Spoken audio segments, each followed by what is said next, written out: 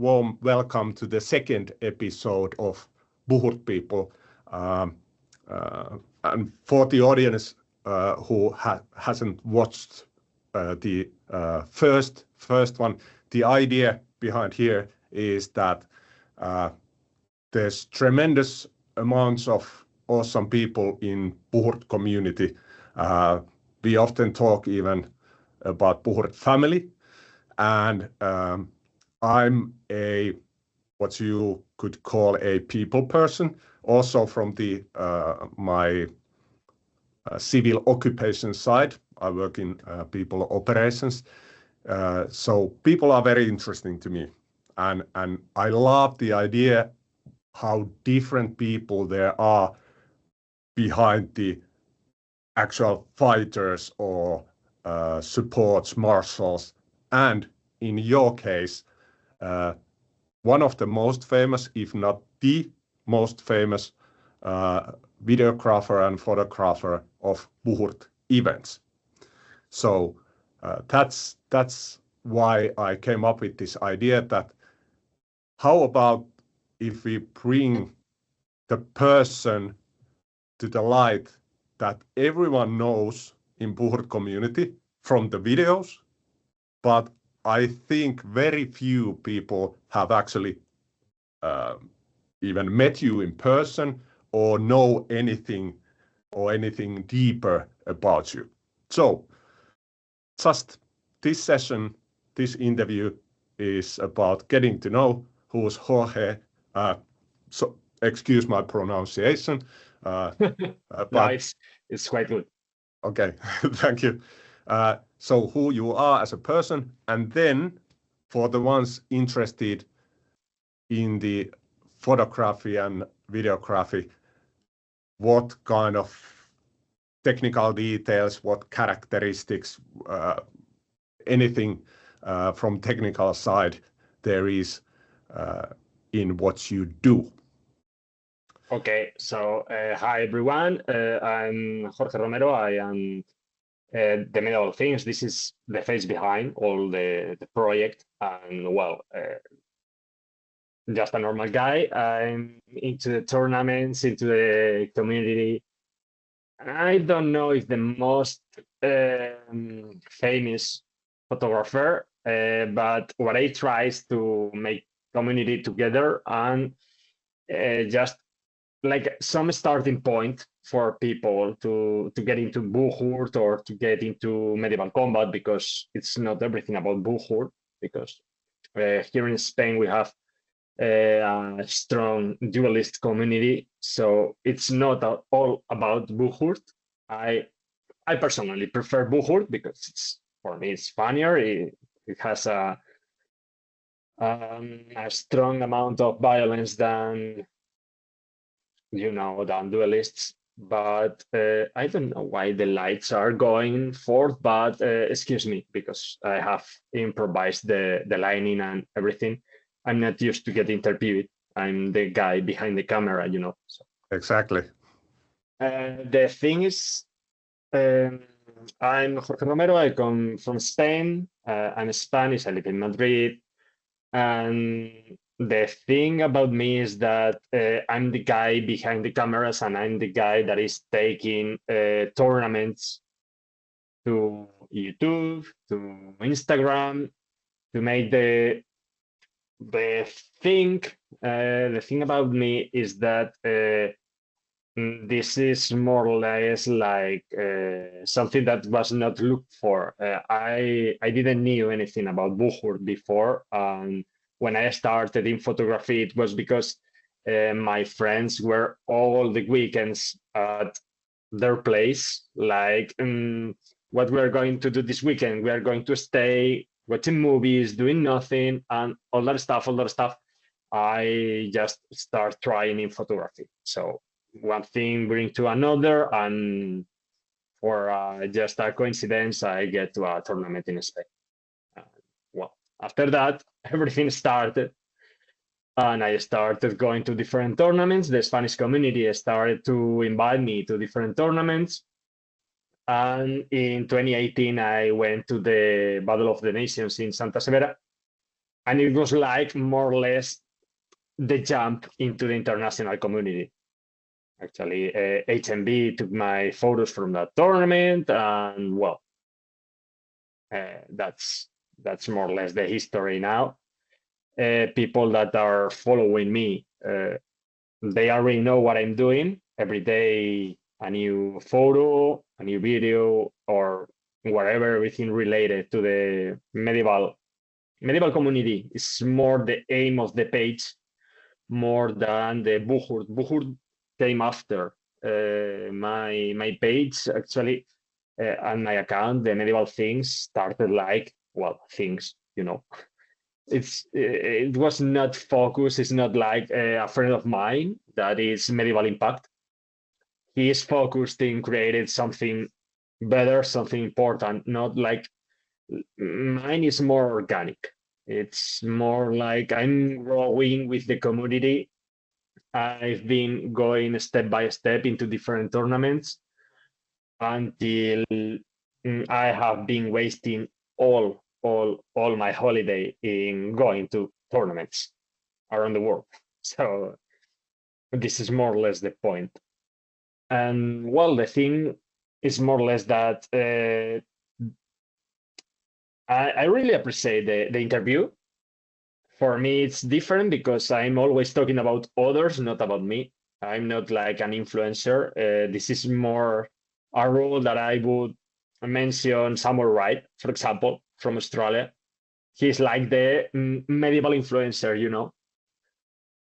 I'm not into blogging or something. I have made a blogging some days before because it was the 10K subscribers in YouTube account. So it was like some kind of a gift. I get into the list. I have some fights and well, we have fun. It's super tiring what you are doing with the arms. You mentioned that it was purely by chance that you ended up to a Buhurt tournament. So I understood that you've been a photographer or videographer before Buhurt. So Buhurt didn't bring this hobby to you. But when you actually found Buhurt, I'm curious, how did it come? Like, are you medieval enthusiast at all, or why did you go to Buhurt tournament?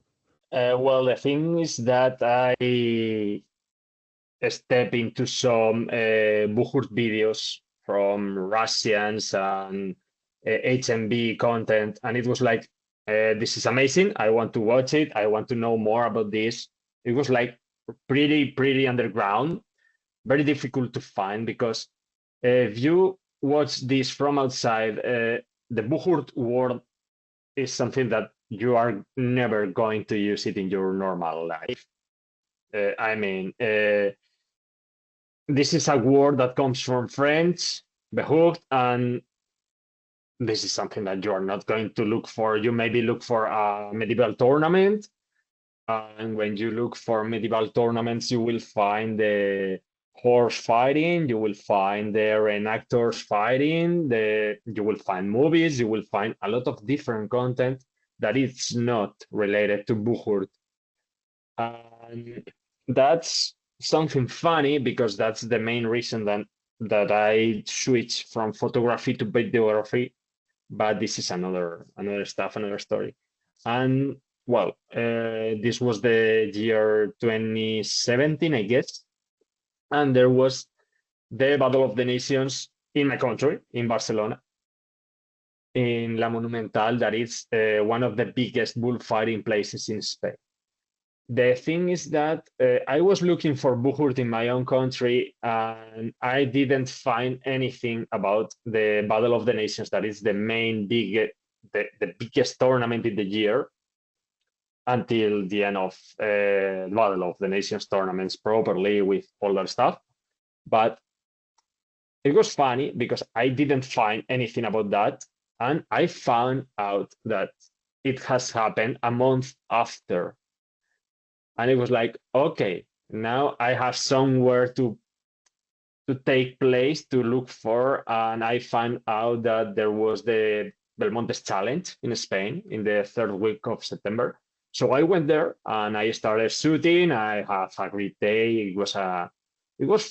It was fun because I was in the public, not in the main tournament, and it was more chill, without pressure, without the aim to show the full tournament to people that wasn't there. So, well, after that, people in the Spanish community started to switch my photos. I was mentioned. I went to another tournament after that in Toledo, and well, from one tournament to another. Now I'm here talking with you that you have nothing to do in my country actually, because you have been like maybe 2 times in Spain, 3. Half a dozen times, like, but obviously not often enough in Buhurt scene. Well, I mean, I was talking about Buhurt, not about your personal life, but Yeah. yes, it was the point that I was like a local. Now I'm international, so this is more like the focus of. Now we are talking about 7 years. Cool. Is it so? What I'm hearing that actually your channel name, the medieval things. So did you come up to that because like you were more generic in your content, like towards general medieval stuff? The thing about the name, it was because well, I like history, I like medieval history, and I like castles. We have a lot of castles in Spain, so I was traveling through castles. I was watching different cities, and also I've been in some reenactments before I found out about Buhurt. So I had a lot of photos of medieval stuff. One day in a bus stop, I was waiting for the bus, and I was like, okay, I'm going to make an Instagram for, well, medieval things, medieval stuff. That's all. It's quite simple. No, this is nothing thought. There is no branding process or something. It was like 5 minutes, and well, until now. Yeah. Well, it ended up good. Like I think the name. I hope it's not ended yet. The name is very fitting, and nowadays in Buhurt scene, it's pretty much on everyone's lips. And congratulations, by the way. I noticed that you celebrated like 10,000 subscribers on that channel, so that's an achievement as such. Thank you. It's complicated to grow in YouTube. You already know it.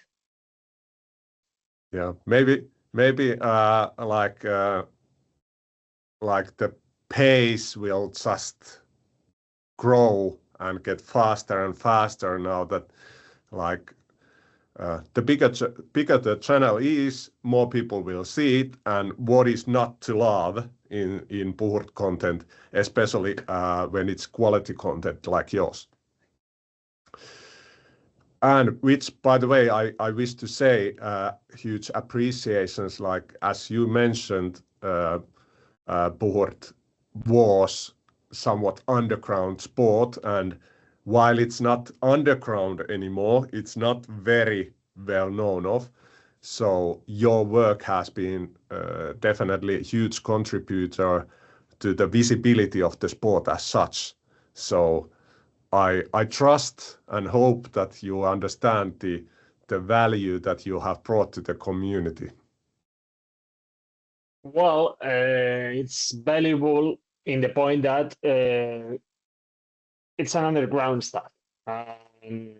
Managing events and tournaments needs a huge amount of money and a huge amount of support and an important amount of time, volunteers, and all that stuff. The thing is that something that could be so fun and could be so well known by people, because into the Buhurt people and the Buhurt watchers and people that may be interested in this, we can split this into the history lovers and maybe the contact sports lovers, and when you get all together, you find the people that really get into Buhurt. And if it's something that it's funny for me, because I'm not too much into, for example, other big sports like soccer or football, depends on where in the world you are located. But I like rugby. Many rugby players come finally to Buhurt. We have in Spain some rugby players also fighting to different teams. And I find out that this is more or less our objective into the audience. But also there is this component that this is not well known by people. So when you bring this to several people, you will find actually the Q&A of Buhurt, that is like through weapons, through pain, horses, the medieval stuff, all this kind of information that people doesn't find out. This is why I started also the podcast in the YouTube channel, because even if I started making video for people to understanding that this wasn't a proper reenactment, because we are in the middle between a reenactment and a combat sport. It's not a full reenactment because armors have to be safe for people now. We know that armors in the medieval era weren't as tough as the ones that you are using now, of course. But the thing is that this is a sport, and we don't want people to get properly hurt. Maybe some, but not at all, And we want fighters to keep fighting, not just injuries and stop fighting and all that stuff. And I think that community has to explain better themselves. I think that maybe tournaments could be more audience friendly, because many people that watches this for first time, they feel a bit of lost into the tournament. It's like, okay, we are starting five guys, a bunch of violence, last man standing, and it's okay. And this is the end. You see the marshals, you see that they are doing and it's okay. But if you're watching it from outside and it's your first time, you don't know nothing. That's actually very, very valid point. I think we possibly make too much assumptions that people will do their homework before coming to watch the tournaments, and maybe there can be possibly several solutions how to do it. Maybe leaflets at the events explaining the rules, or maybe even reserving some time before the tournaments that like the commentators are actually explaining from ground up the whole thing. I think that in a Hame tournament, you have some people explaining some of the stuff going on in the tournament. I'm not pretty sure because I don't know your language and it's really complicated for me. But I think that that's something that may help people that comes to a castle and there's a tournament, because in the most of the situations, the audience of the tournaments are not related to the Buhurt community. They come, they go to a castle, they have a holiday, or they are just traveling through there. And it's like by chance, like me when I started, that you find out Buhurt, you find like some hardcore reenactment, and that's a totally different experience. for example, if you see a Battle of the Nations, you find out this kind of no, this is not this is not just a tournament. This is the tournament. You have countries from all the world, people from all the world. Now into the international tournaments, you can find out that, but it's more usual to have localists. For example, in Spain, we have like 1, 2, 3 foreigners teams, and just the rest are Spanish. The French tournaments usually are most populated by French teams. In Italy, it's more or less the same, but you have some tournaments that you can find out that you have like Polish, Italian, British, French, maybe with luck, some Spanish team, and the rest of the community, of course. I apologize if I forgot somebody. I will always forget somebody. This is a problem that I have. My memory is not the best in the world, but that's why I love photography, because I won't forget any shot, more or less. And I think this is the main problem that we have into the Buhurt community. We assume that people knows what we are doing. People don't know nothing about us. Their life is not going to change anything before. I mean, after, if they watch this and if they understand this, maybe, and just maybe, they get into the Buhurt community. Maybe. I know this because of my channel and my Instagram. Many people watch this from behind. They are like having some kind of step back just to watch the full scene, but they don't fully get into it because the enthusiast role is not as usual as we would love. Mm-hmm. You mentioned that about your podcast. Did I or do I remember correctly that it's for the Spanish audience? Yeah, it's for the Spanish and Latin American. Yeah, and briefly, I understood that it's trying to solve partially this awareness or understanding side of it. But could you explain me a bit more? What's the goal? What's the idea of that series of yours? Well, the thing of the podcast, it was like some mix of your main project now, what you are doing now, interviewing people and trying to bring different opinions to the community and bringing it to the people. Because I think that maybe these interviews are more focused into the main community.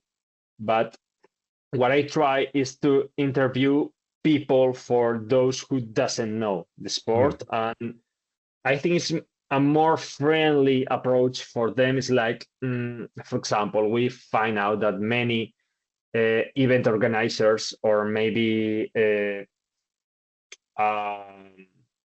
product company or a potential marketer finds out that they like or they want to get in touch with the medieval community and in the Buhurt community, but they don't find a spot to get in touch with some teams and with some people.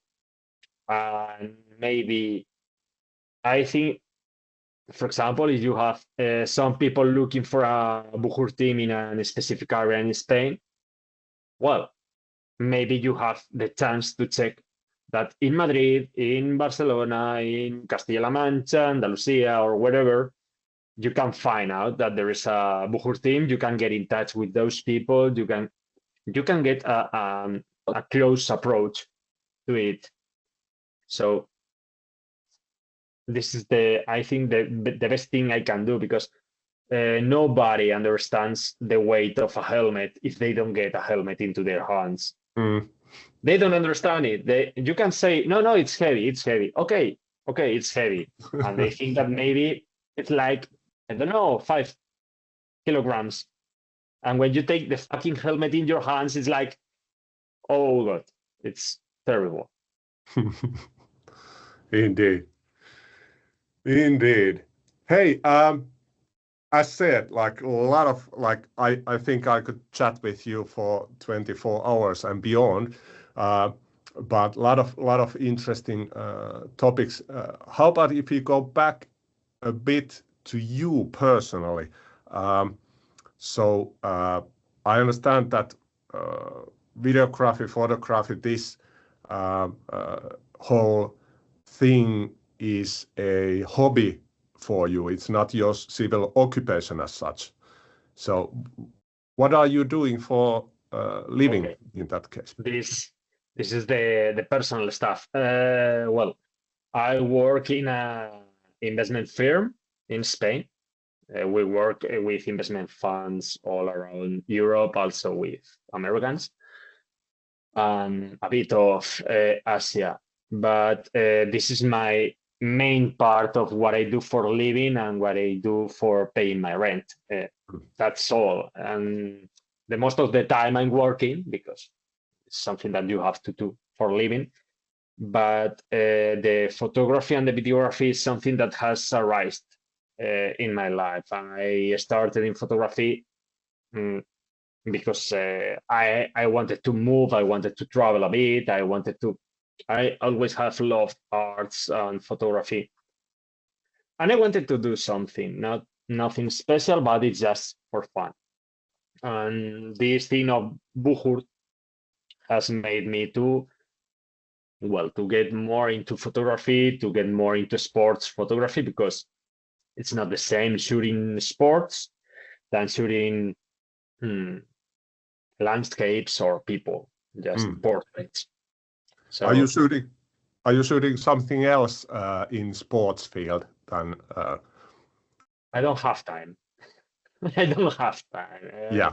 This is something that I was explaining to you before, and that I try to explain people when I'm out of the Buhurt stuff. I have a few holidays. I have like more or less 20 to 25 free days per year. Also a bunch of bank holidays and a bit of more stuff. But I don't have too many days free. Yeah. I have to work. Okay, maybe it's not the best, but it's what it is. I mean, I'm okay with that. The thing is that for Buhurt, I have to use my holiday for working in Buhurt. So I'm actually getting into a wheel that I find out that I don't have any holiday at all. And my holidays are shooting Buhurt and editing Buhurt.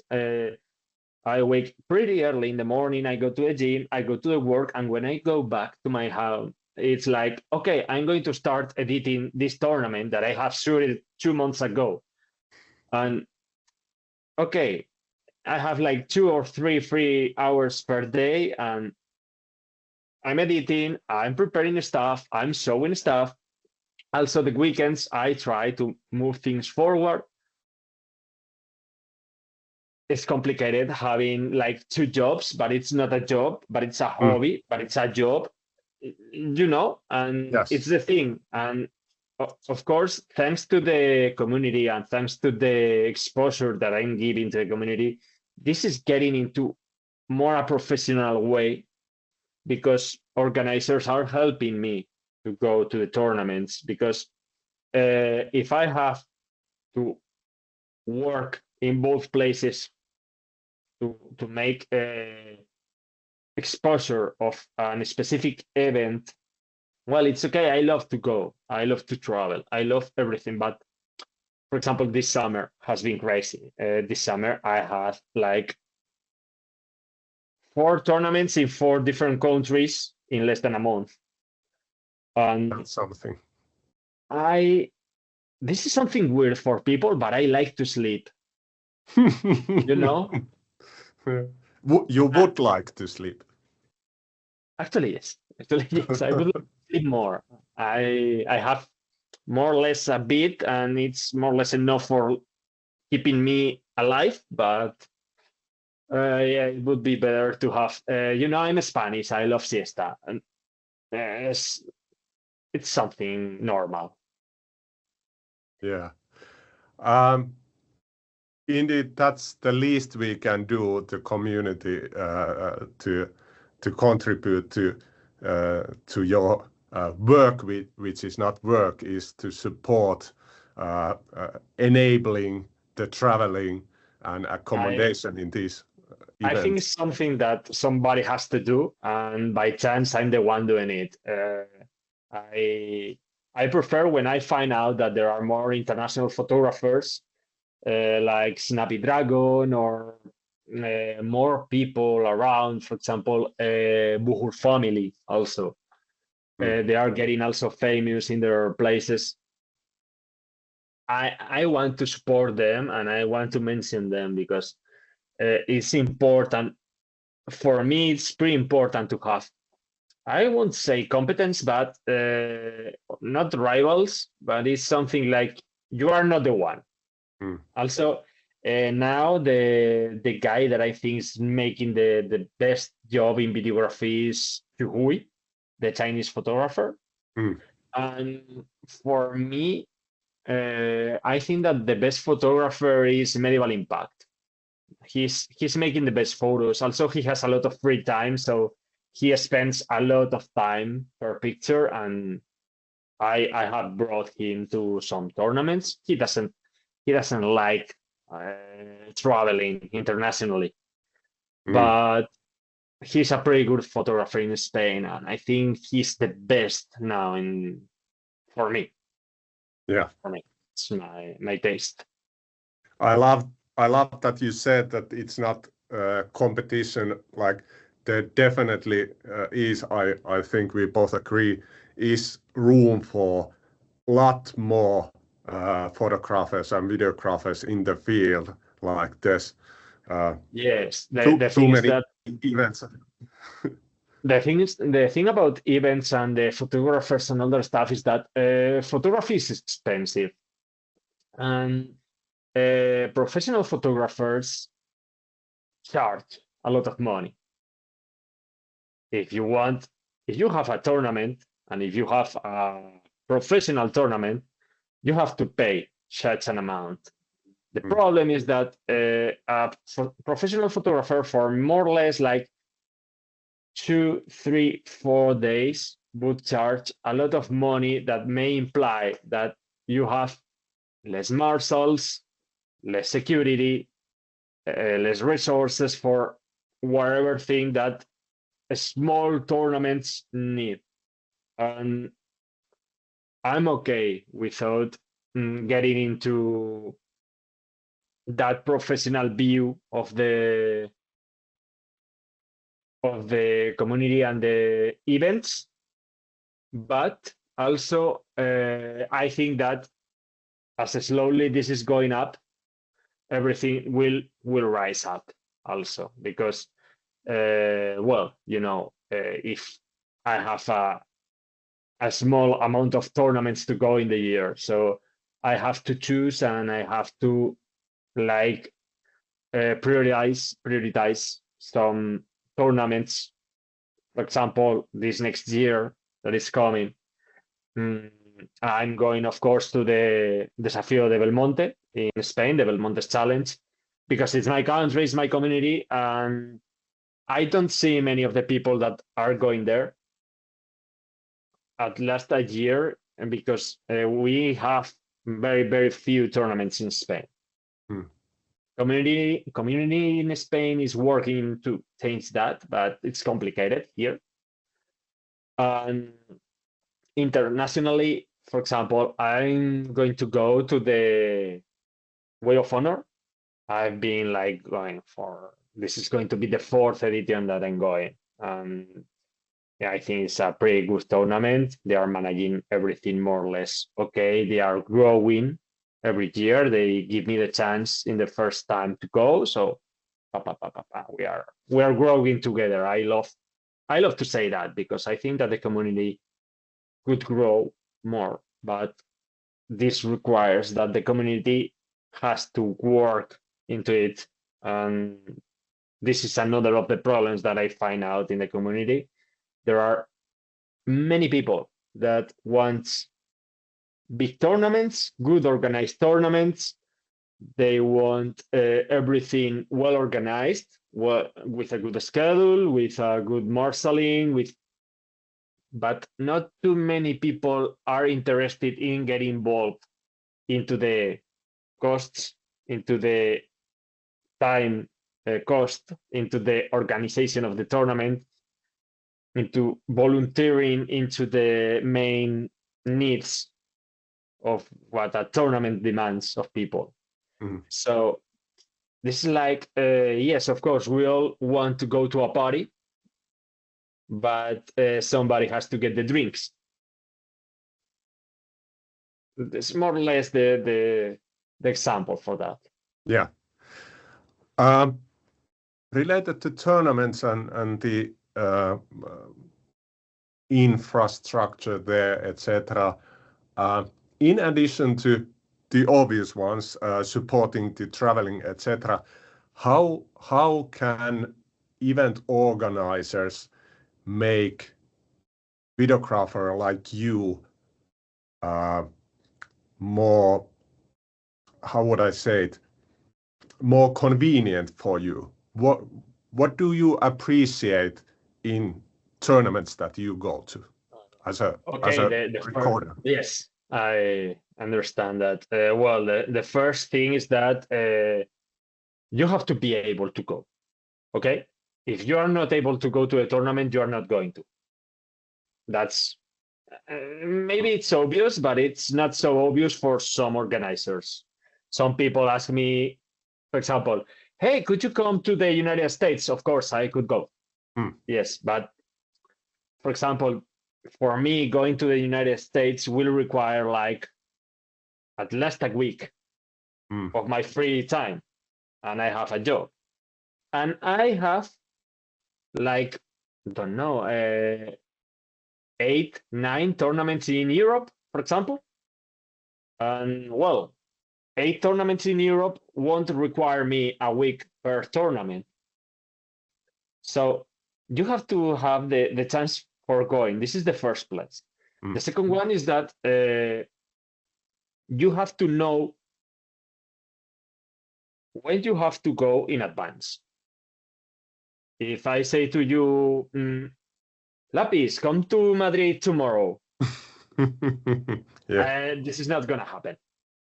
Okay, because you have some things to do. Maybe you don't, and you are like free for all, and you can go, but it's not the usual way.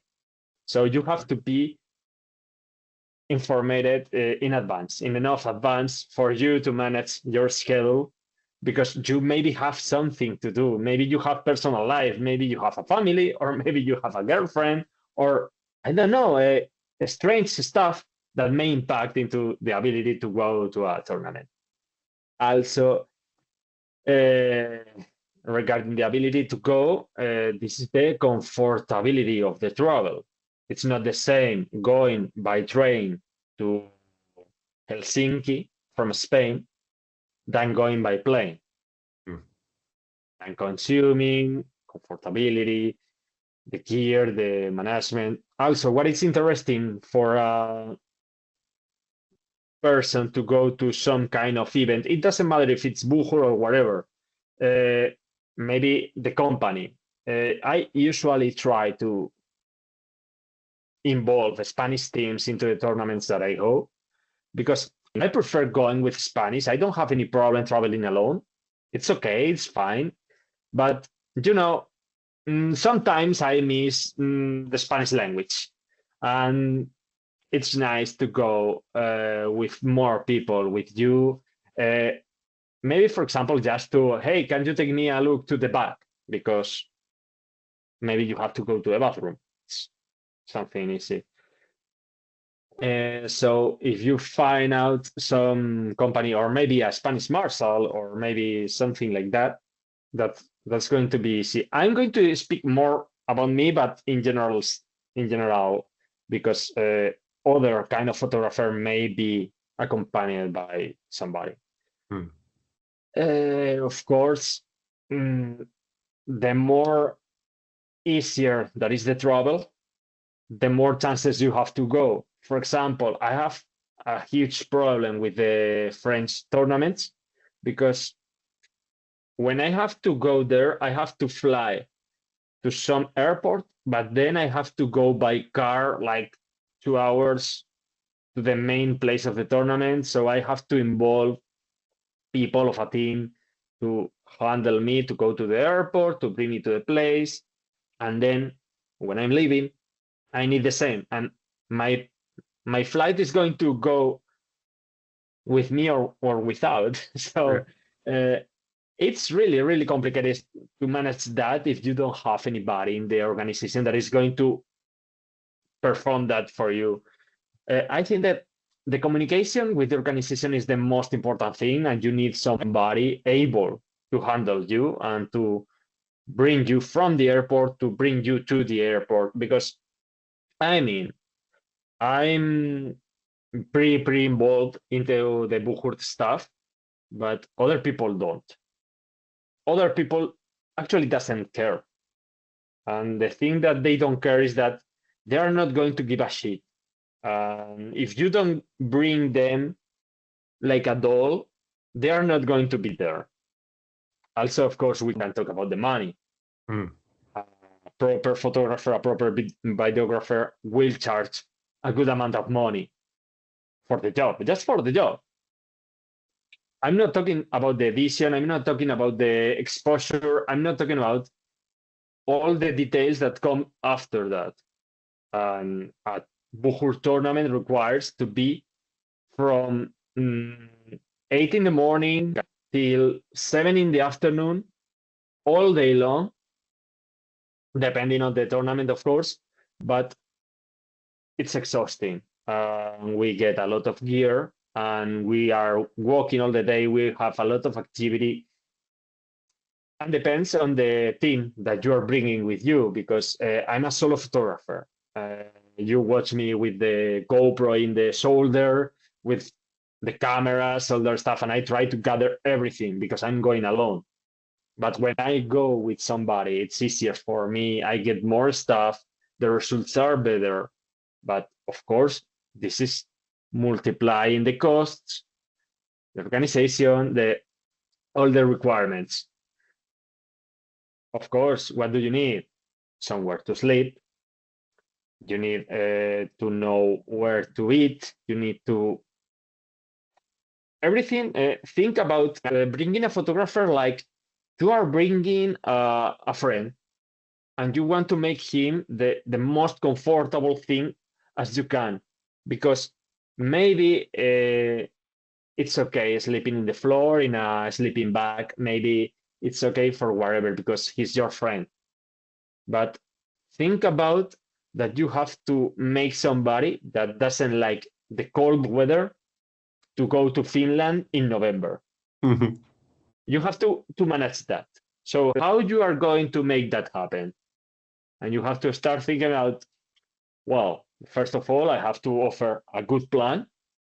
If you have a small tournament, you have to compensate that. You have to give an interesting thing because maybe you can find that the two most powerful teams in the Buhurt League want to go to your tournament, and it's going to be the match is going to be the best assault in the Buhurt League for 3 months. You have something to offer, but usually small tournaments doesn't have that. Maybe you can find out that the white company, for example, is traveling through all Europe, and you find the white company, for example, in the Belmontes Challenge.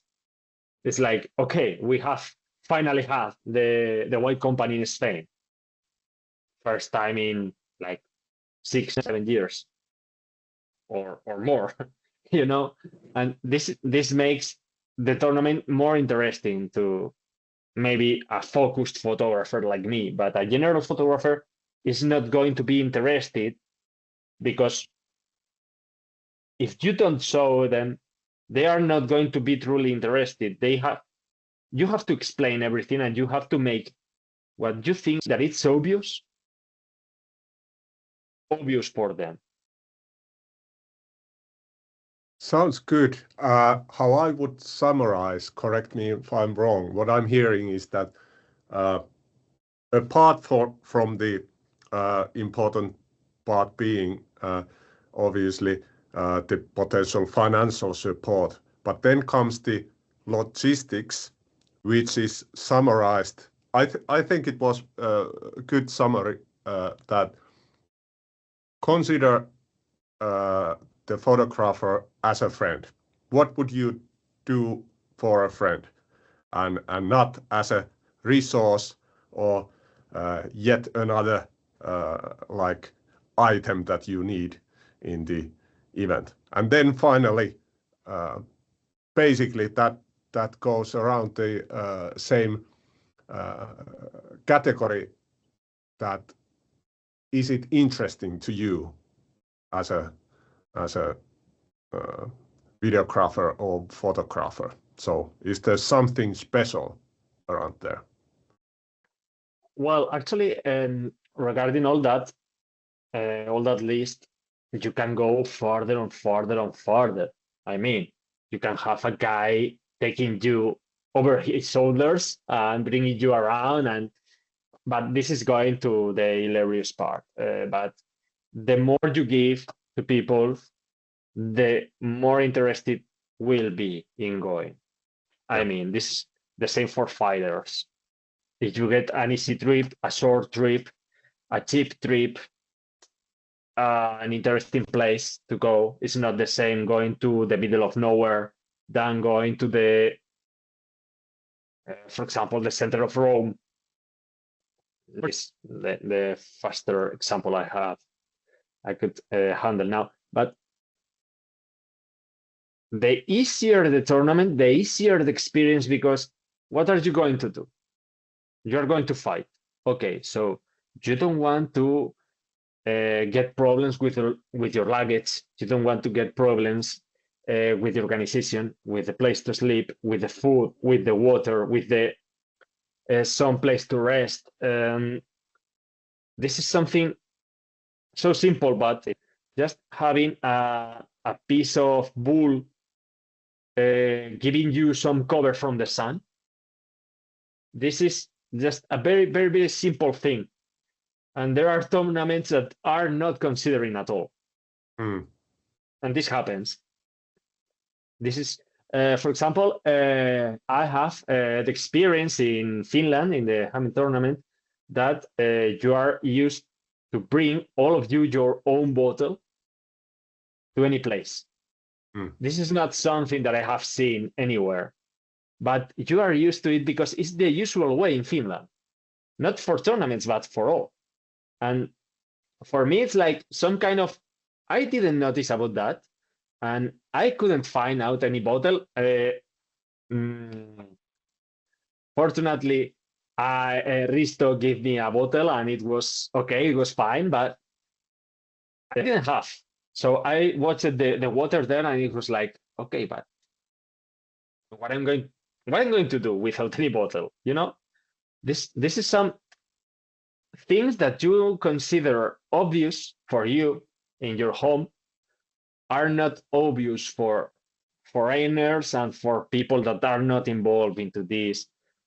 There are pretty several points. I don't want to go for very long, but we can be talking about what will make a tournament the most wanted tournament. Making a quick going forward, the point is the money. Yeah. When you get resources, you can handle everything. About that, what has been actually, since you've been in this for a very long time, what's a most memorable event from your perspective? Okay, I'm in love with the tournament, the Carcassonne tournament. I don't know if you have been there. I've been to Carcassonne, but not during the not in the tournament. Yeah. Well, this was one of the most hardcore tournaments in Europe because there was almost no stop. A lot of teams fighting, just Buhurt, just Buhurt, just Buhurt for 2 days. The place, it's awesome. The city of Carcassonne, it's the main medieval thing that you are thinking about when you think about a castle. And it's into the main castle. So also you have a full theater for people to watch you. And it's amazing.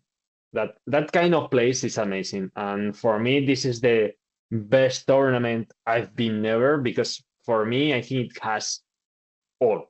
The problem is that the tournament stopped being done. I'm not sure why, but well, for me, it was one of the best tournaments.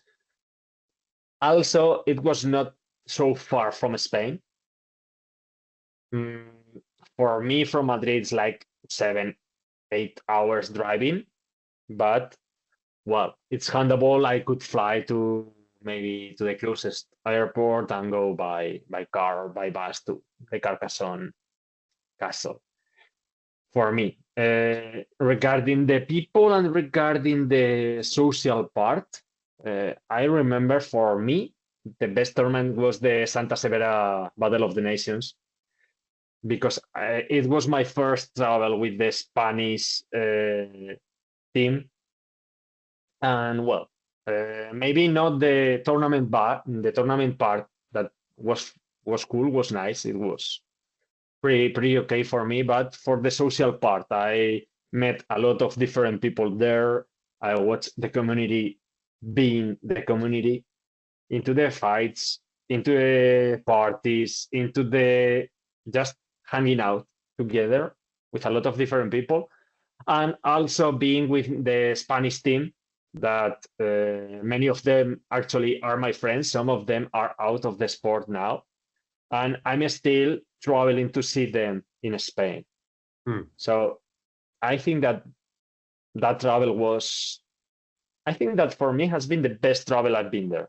In my life, but the social part, not the Buhurts.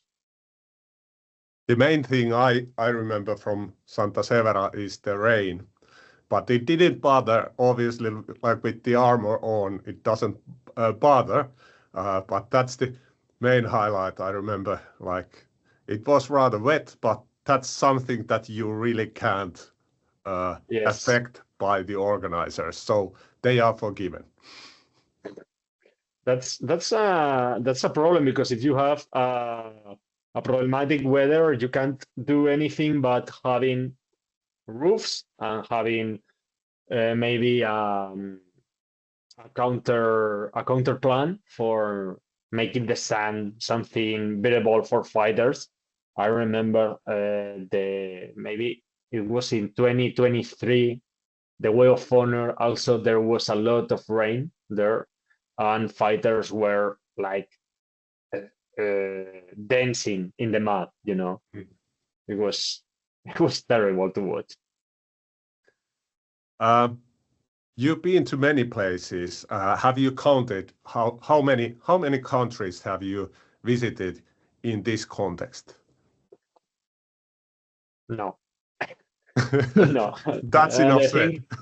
The thing, I'm not counting the countries because, for example, I've been a lot of times in Italy, and the Torneo delle Alpi for me is one of my favorites, and I love it. I love how they manage it, and it has been unfortunate that I couldn't be there this year, but I love Italy. I love Italian people, and I've been there like maybe 5, 6, 7 times just for Buhurt, because I've been there just once for myself, and it was like 2 or 3 days, but the rest is all related to Buhurt. I've been in France, in a lot of different countries around Europe. The last one has been Finland, with you there. And I will go wherever. I mean, the problem is the time. The problem is the schedule. The problem is, for example, I would love to go to China. I would love to go to the United States, to Argentina, to Mexico. I don't have time because I have to. I prefer attending to three different tournaments in Europe than going to a huge. Of course, if it's the hugest and the biggest, and I know for sure that all the community is going to go to somewhere, I would manage to go. But it's really, really problematic for me because also, as I've mentioned before, I like to have like, I don't know, 5, 6, 7 days for me, just for holiday, without cameras, without anything, without the phone, because, for example, something that I miss a lot is just to get a Sunday and stay in my couch reading just for a while. Yeah, you Just for a definitely while. should remember to take care of yourself as well, both physically and mentally. And for the audience, indeed, I know that you are a busy man. You mentioned that the last tournament was in Finland, and that was in August when we started to discuss this interview, and now it's November. I'm apologizing publicly because I was in Finland in the half of August, but then I went to Wheel of Honor, and then I went to the White Eagle Serbia tournament, and after that I went to the Belmontes Challenge, and also I think that I have in the middle something to do in Cordoba now that we are talking in English, I don't remember the Almodovar Castle. They are going to kill me totally because I forgot about the name. But and some small stuff that it's related to Buhurt, also some my nephew's birthday or my family stuff or whatever. So it's like what I have to do this weekend, what I have to do next weekend. And for me, finally, this last weekend has been the last thing I had in the year. Next one, I think that we are starting in February. But I have to edit a lot of videos. Yes. The ride never ends. About the places that you've been, anything actually in your so-called bucket list? Some place that you would like to someday go and shoot? Everyone. I mean, I would love to go to all the French tournaments because I want to go to the national French tournament, but it usually collides with the Spanish tournament. So I have to choose between my people and to go to I can say this, to a better tournament because the level is higher in the French league. I have to choose, and I choose my people because I can see international French teams in other tournaments all the year, and I encourage people to go to different tournaments. I usually try to say in advance, hey, I'm going to this tournament. I know that if I'm going to some tournaments, some people are maybe more interested in that tournament. So I say it in advance. Also, I prefer to know in advance to which tournaments I'm going because I can try to sneak into the opinion of some Spanish teams to make them go there because I think that the best place where you can learn into Buhurt is in international tournaments because you are totally used to your fighters and to your community into Finland, but you don't know how the guys in France are fighting if you don't know them and if you haven't collided never with them.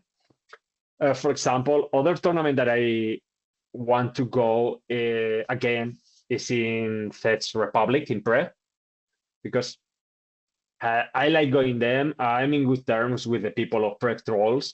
I'm going to say hi, Jan, get well, because he has get his knee injured. So, well, let's hope that he gets better. I want to go to Krakow this year. I was supposed to go in August to a tournament there, but finally it was impossible because I have never been there. I want to go to see the local Polish tournaments. Polish people are quite similar to Spanish mindset, avoiding the obvious differences, but we are closer, or more or less that's my impression. Also, I want to go to England. I want to go to the main tournament there. It was like how was the name? There are a lot of different name of tournaments, but it has been recently done. Do you remember the name of the main bridging tournament? Say again, main. The main tournament that they have in United Kingdom. I should remember it. Well, just don't worry. But the main tournament in United Kingdom, I couldn't be there. I have tried to go there, but it has been impossible also. And that's well, the Colombier tournament also, it usually collides with the Belmontes Challenge because there is a lot of tournaments between August and October, and it's really complicated to handle all of them.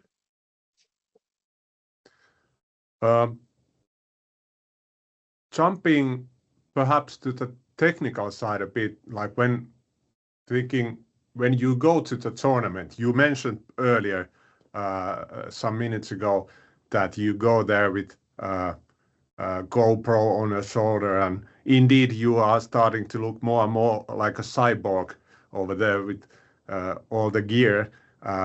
What is your setup and your thoughts about? Well, I'm a hybrid photographer. I perform video and photo. The problem when you are doing both things is that you are not going to do anything in the best way. When you are shooting photography and you are only shooting photography, you are focused into the stills. You can handle the spots and you can stay there for long and you can shoot for long. And I prefer shooting photography. I prefer being a photographer, and I'm okay with video. I like the results, but it could be better because I'm not only focusing in video. This is the main problem.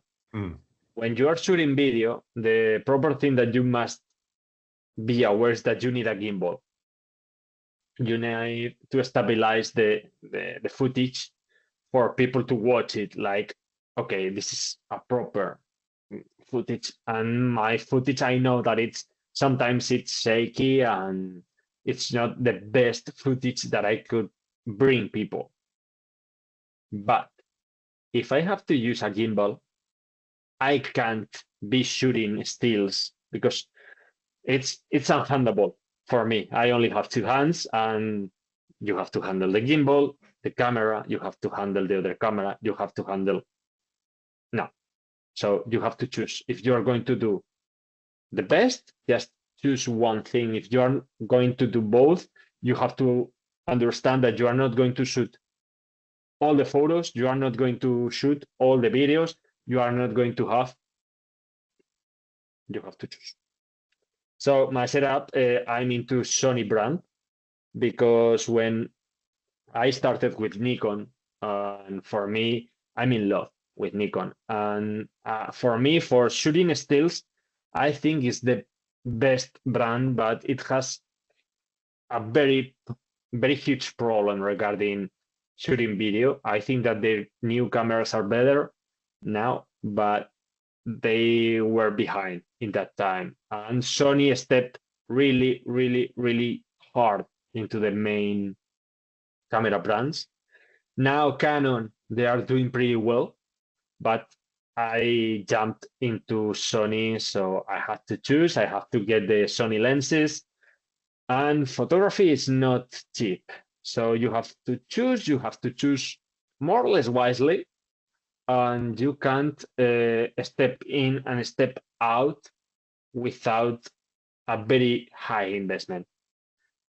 So what I used to get to different tournaments, it's a standard lens that allows me to record a bit farther and a bit closer, not the farther, the most the farther footage, because it's not needed, but also allows you to be able to have all the tournament in view.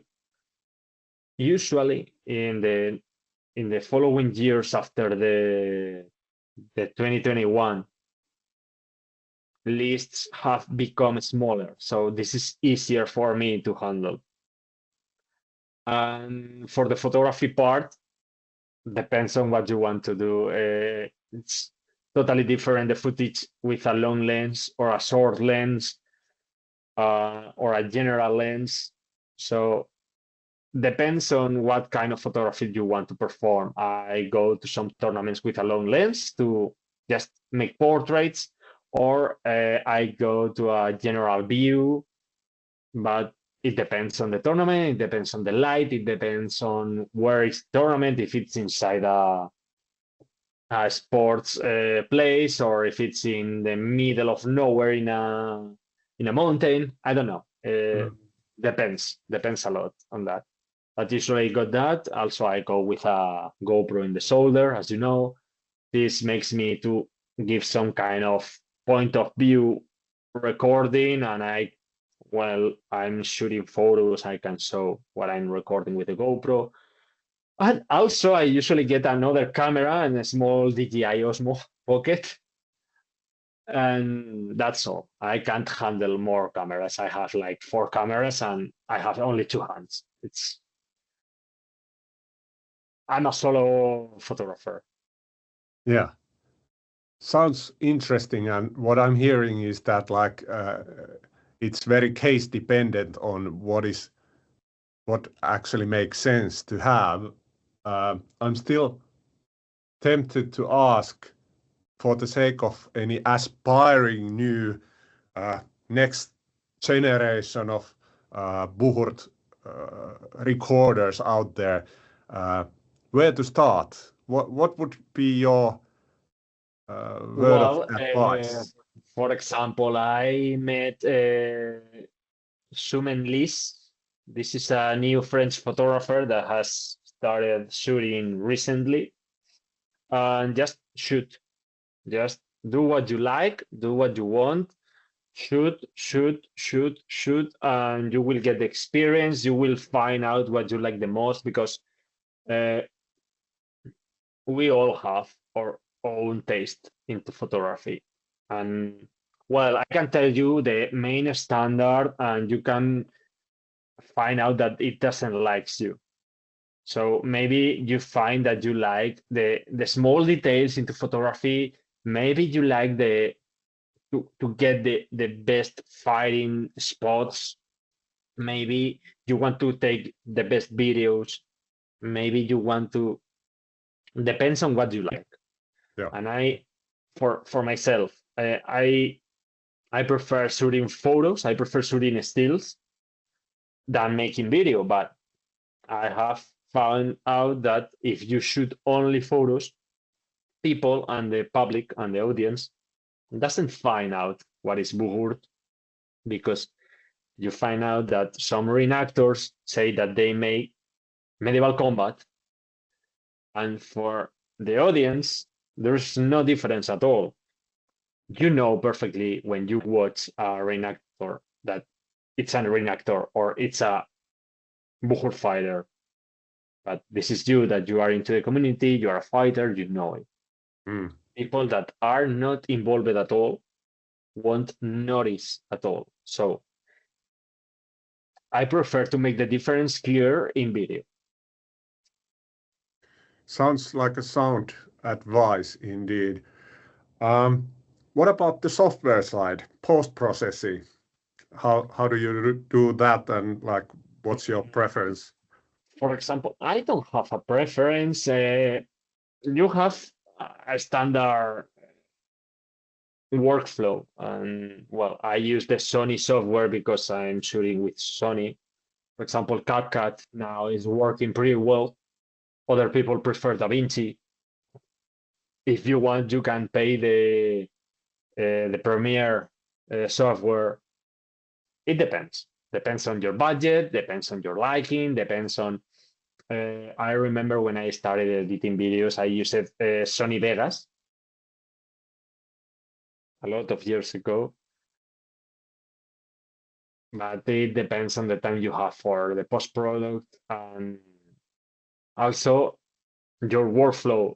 There are people that want to make something very, very, very, very tailored, and there are people that doesn't want it. They want to make one thing after another, all the same. You can watch the difference that I have like my own format in my videos. I have the highlights videos, I have the duel videos, and I have the assault videos.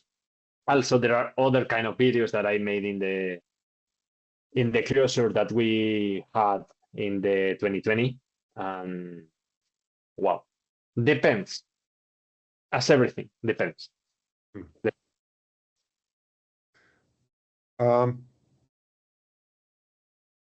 with tons of footage, tons of material that you have created during all these years, do you have any specific, let's say, video, for example, that you think that nails it? Like any favorite that maybe if in some distant case that there would be a person that hasn't watched all of your stuff, who are watching this video, what would be the video that you would like them to see? Oof. This is a problem because I have several. When you say this, it's like I think about my friend Ignacy making a high kick in the face of a fighter. Mm. There are a lot, and I try to gather the best shots into the reels in Instagram. Also, that's why I make the highlights.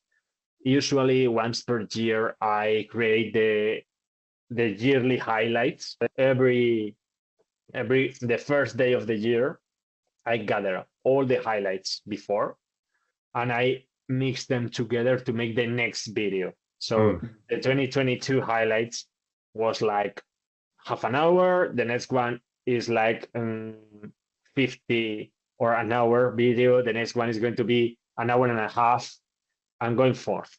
Yeah. This is an accumulative work, and I don't care if it works well in YouTube or not, but I like doing it. And you have like an hour of Buhurt footage to watch in 4K in your TV.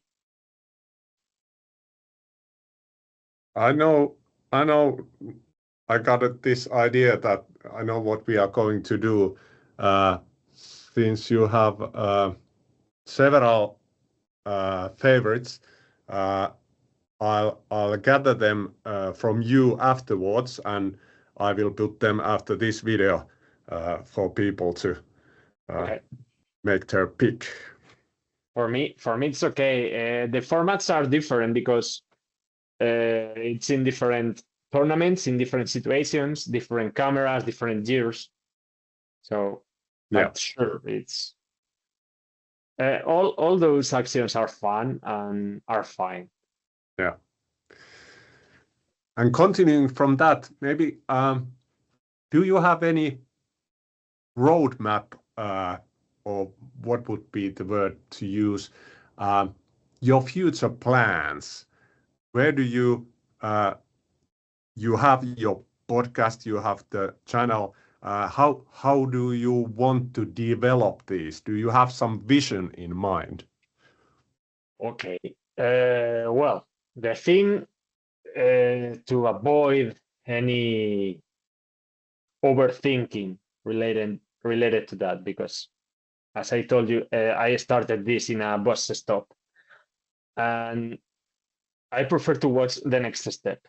The next step now is to handle all the material that we have from these tournaments and to promote it into YouTube, to allow the people to watch all their tournaments, all the results, to manage it. This is the first step.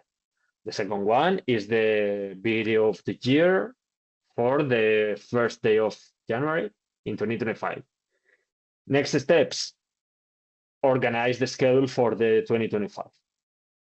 We have the Battle of the Nations 2.0, we have the Buhurt International Tournament, there is the IMCF Tournament, Way of Honor, Hammer Cup, Desafío de Belmonte, Torneo delle Alpi, the tournament that is going to have is going to be in Livorno in, I guess, in April, maybe. I saw the poster some days ago.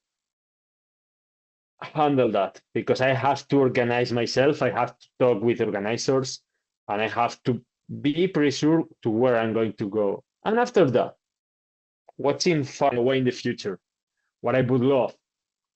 Of course, I would love to grow in YouTube, to get somebody with me to the tournaments, to give me some hand recording, to the podcast. The podcast is something that is going to,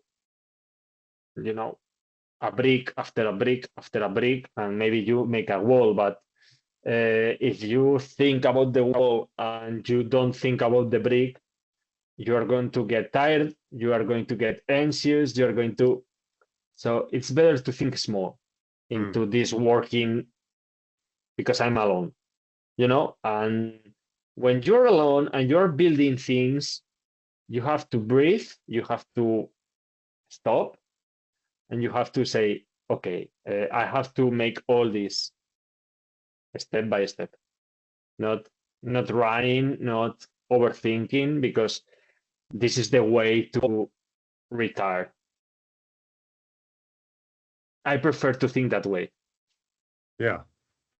Now that you say it, probably easier said than done, but indeed, like getting some extra pair of hands, some assistance, maybe to post-processing or shooting, or Yeah, whatever. That sounds good. I hope you will get it someday.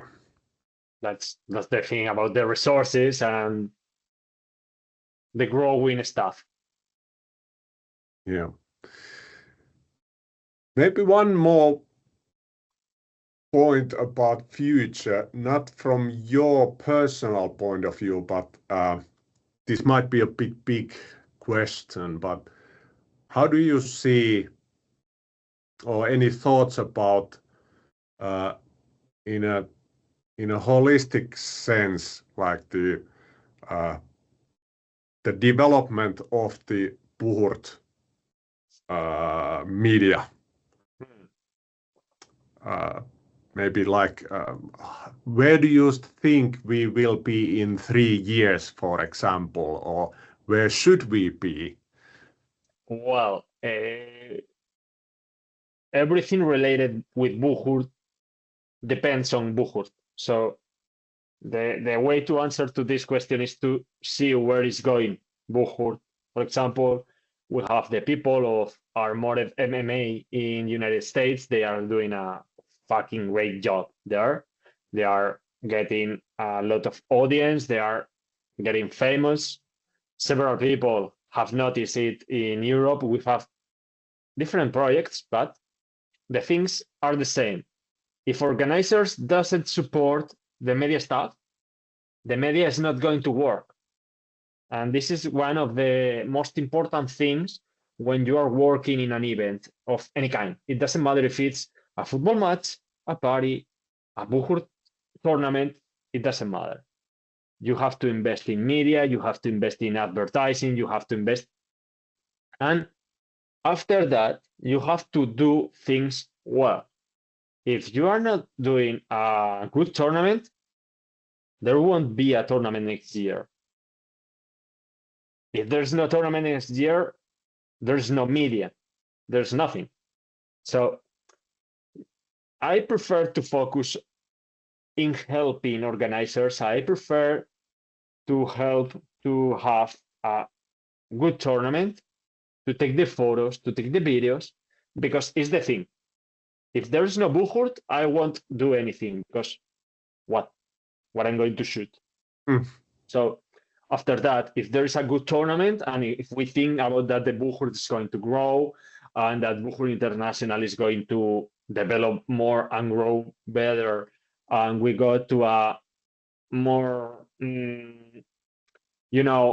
stable international view of things, and we have calm time, because last years are going really, really weird in the international politic view. I think that we may find out that your channel is growing, my channel is growing, Armor and Medieval MMA is going high. The Latin America is growing also. Argentina has grown a lot. Mexico has grown a lot. Different countries are getting better, but we find out the same problems as always. You find out the different political stuff in different leagues, competitors. I'm going to place this tournament the previous week than yours, and all these kind of shitty things that are making the community not to develop as better as it could. And well, I would encourage people to collaborate more than get into competition, because I think that the aim is the same. I think that you know what I'm talking about. I'm not going to say it pretty harsh, but some people should think more about collaboration and not into competition. I certainly know what you are talking about, and I'm fully with you there. This is actually a great ending to our interview. That certainly more collaboration, more Buhurt family, more togetherness. If we want to compete, let's compete towards other sports and other free time activities. But let's unite the all Buhurt people, so that you and other excellent video and photographers have something to record. Thank you. But yeah, hey, I would like to turn this to final question. There would be so much to talk about, and maybe someday we will do this again. But I would like to ask just if you have something that you would like to share to the listeners. Anything. And the thing, for a selfish point of view, is that the more subscribers, the more followers into the channel, the more help you get. Because if I'm going to different tournaments now, it's because a lot of people are following me, and this is going forward. So if I get every one of us, if we get the higher numbers, this is a social media stuff thing, and people rates you depending on the numbers. If they see a very, very, very good footage, but you have very, very low subscribers, it doesn't matter. You don't have the numbers. If you go high and you go higher, you are like more important to people that doesn't know you about nothing. But this is the same. If you find out that something has millions of views, it should have something. You don't know it yet, but it has millions of views. You go inside and you step inside. So one of the most important thing related to this growing stuff that is the most important is because I know that many people in the community knows me, many people in the community are not subscribed to the channel because I have like 60,000 into Instagram and 10K into YouTube. So it's like an unbalanced stuff. I know that it's not pretty okay to say that, but it's a way to help me to help the community again and to get growing everybody. The more bigger you are, the more watched you are, the more people are going to share. If we share all this kind of stuff, we will reach more people. That is the main point of this. I think that the community doesn't want to stay underground forever. I think that they want to be watched. They want to get more participants. The more known you are, the more people that are going to step into the community. I understand that there are some people that have the small place mindset because you are going to be more important with less people into the view, but the more we are, the stronger we are, you know. And I think that this is maybe the more important thing, and for me and for my mindset into this is like well, this collaboration thing, and that we have to work all. I prefer people to avoid complaining and to work more. I think that if I have to close this interview with something, is that please people stop complaining and work more. I think it's the best thing that I can say to anybody. That's good. That's good. That's valid advice. And as ridiculous as it sounds from my point of view, with 1,000 subscribers in this YouTube channel, and you the medieval things having 10,000, but in case someone is watching this interview, you have now met Jorge, and if you haven't subscribed to Medieval Things, do it now, please. It will be interesting. And thank you so much for this time. It's always a pleasure to meet you, to have a chat with you.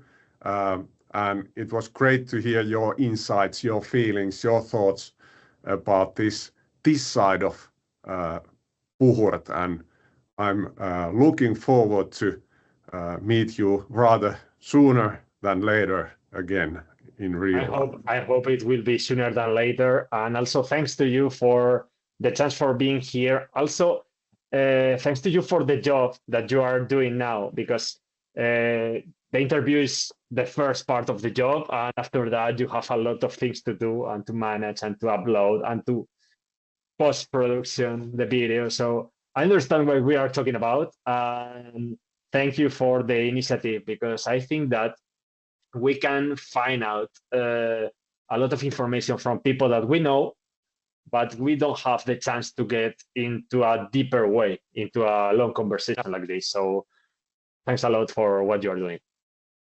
Thank you.